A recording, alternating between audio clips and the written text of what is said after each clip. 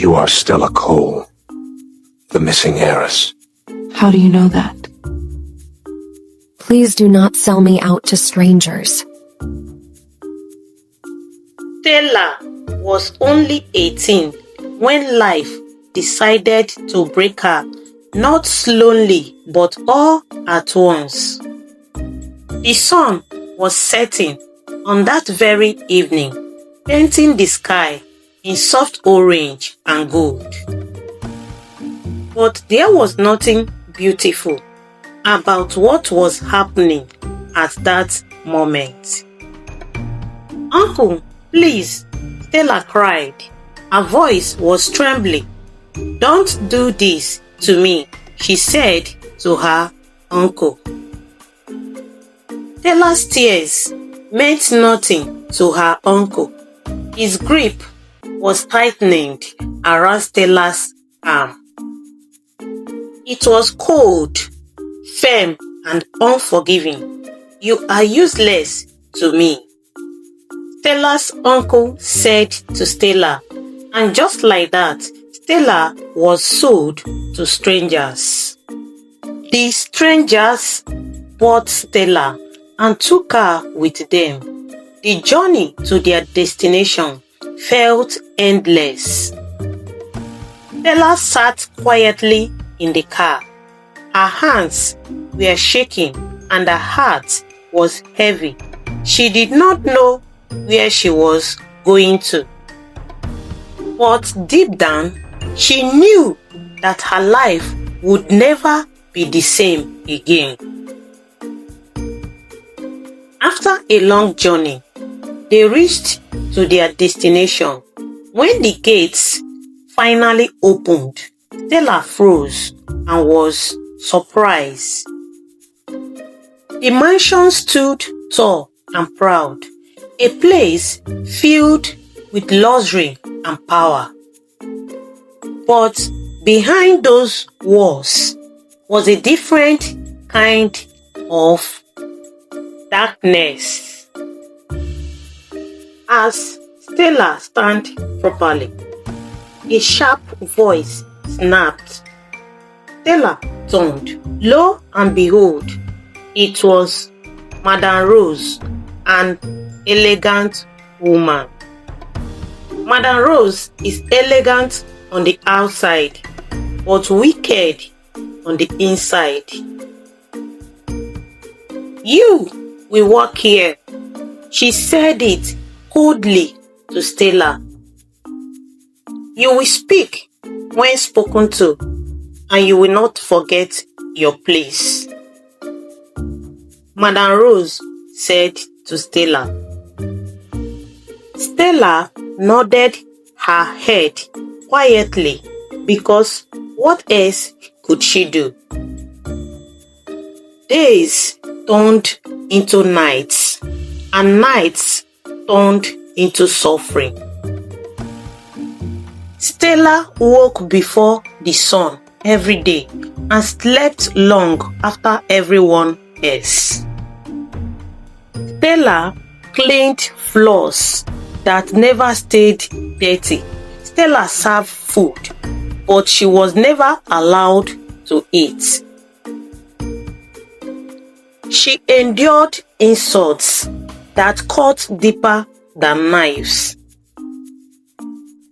Sometimes she will wonder if she still existed at all. So one afternoon, everything changed. The sound of a car echoed through the compound. It was slow, powerful, and commanding. Then, a young man named Ethan Cole stepped out of the car. A man whose name alone carried weight. He is calm, cold, and untouchable. "Why is this place so loud?" he asked. Just a maid, Madame Rose replied casually. But Ethan did not look away.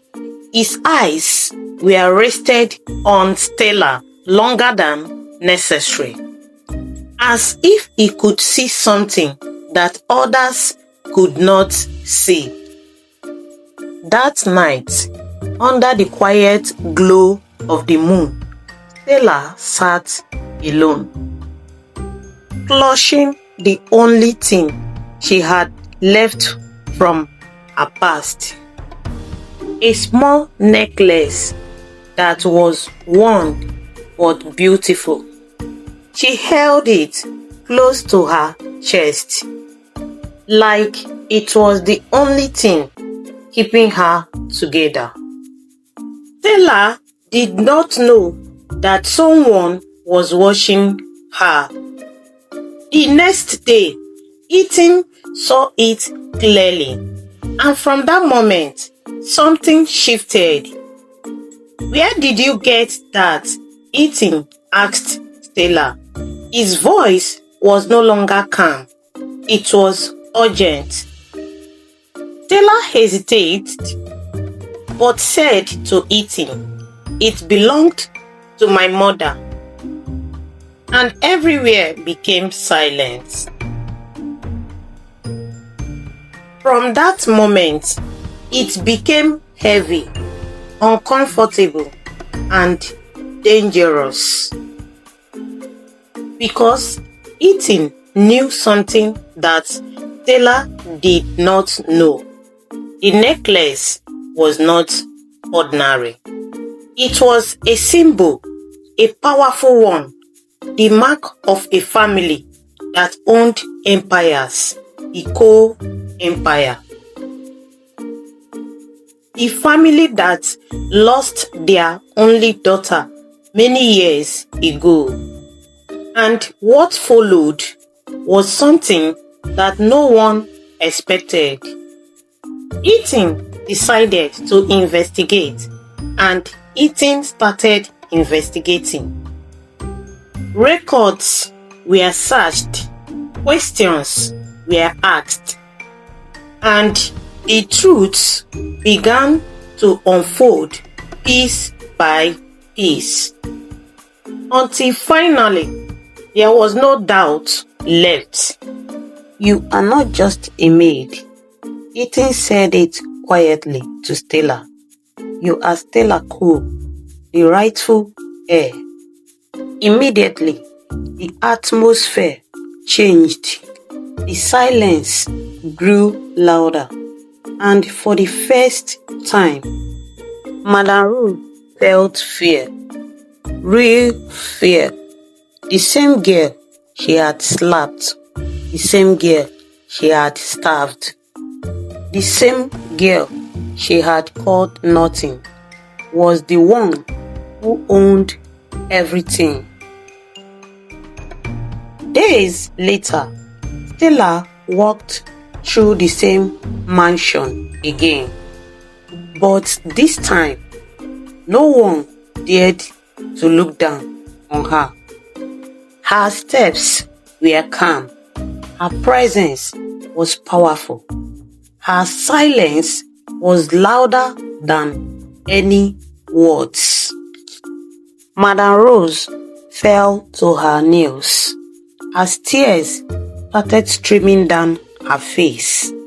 "Please forgive me," she said to Stella. But Stella just looked at her, not with anger, but with something stronger. Stella looked at her with control. "You did not know who I was," she said it softly to Madame Rose, "and that was your greatest mistake," she told Madame Rose. At that moment, power had finally found Stella, and there was Ethan, who was standing beside her. not as a savior, but as someone who chose her. I don't care about where you came from, Ethan said to Stella. Stella looked at Ethan and said, "Why?" But Ethan smiled just slightly and said to Stella, "Because even when you had nothing, you were still the strongest person in the room." For the first time in a long while, Stella felt something different in her life. Not pain, not fear, but peace. As the sun set once again, just like the day everything began, Stella stood tall. This time, no longer the girl who was dragged away in tears, but a woman who had found her power. Stella took a deep breath and whispered to herself, "I was once nothing." She paused and said to herself again, "But now I am everything."